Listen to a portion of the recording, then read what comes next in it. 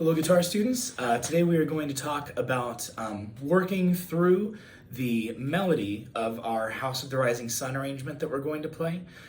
Most of it should be either fairly familiar or self-explanatory, but there's going to be a couple things in here that are new, and I just want to point out.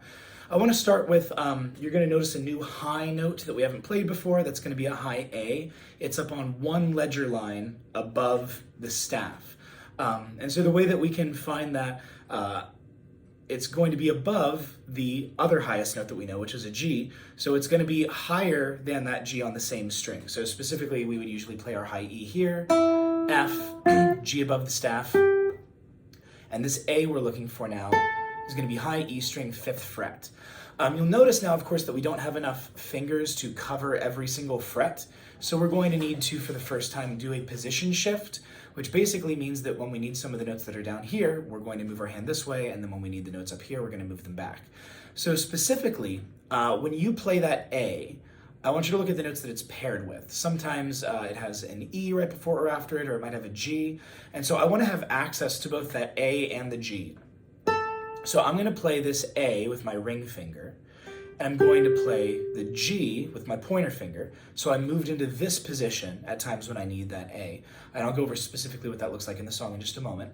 And then there's other times when I'm going to need like my D, C, and A. And so to move from spot to spot, I'm going to shift my hand when I'm playing my open E string. So for example, from the beginning, I've got all in the normal position. I've got a rest here. I'm going to use that rest to move up. My next note's an A, so I'm going to stay here. I'm going to shift down quickly. And now I stay in this position to the end. Hopefully that makes sense. So the whole point is when I need notes up here, my hand's up here. When I need notes down here, my hand's down here. At some point I need to move from one place to another. I'm going to try to do that on open E's that I'm playing, or on rests, because my left hand's not needed for open strings or for rests. So it's a great time to move.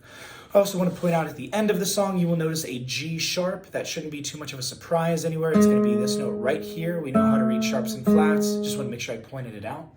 The big thing that might be different for you is the time signature. You'll notice that instead of being in 4/4, we are now in 6/8 time. What that means is that there are now 6 beats in a measure, and an 8th note counts as 1 beat. This is very important. If you remember going all the way back to our first lesson about rhythms, we said that a quarter note equals 1 beat, an 8th note equals half of a beat. We said that more important is the relationship is doubling. In other words, however many beats a quarter note is, an 8th note is half that many. A half note is twice that many. So here, all that we're understanding is that a quarter note no longer equals 1 beat. An 8th note instead equals 1 beat. That means that a quarter note would equal 2. A dotted quarter note would equal 3 beats. A half note would equal 4 beats. A dotted half note would equal 6 beats. So you're going to see some different notes. You're going to see dotted quarter notes showing up now more frequently. You're going to see 8th notes beamed in groups of 3 at a time, because we tend to visually organize our 6/8 measures into groups of 3 beats plus 3 beats.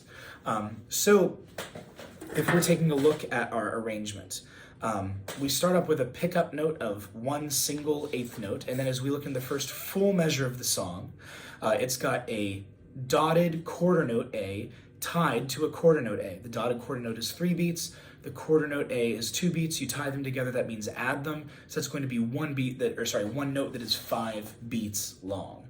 Hopefully that all makes sense and you can see where this is going to go with everything else. If you have any rhythmic questions, please let me know as we go through, but hopefully that makes sense of everything.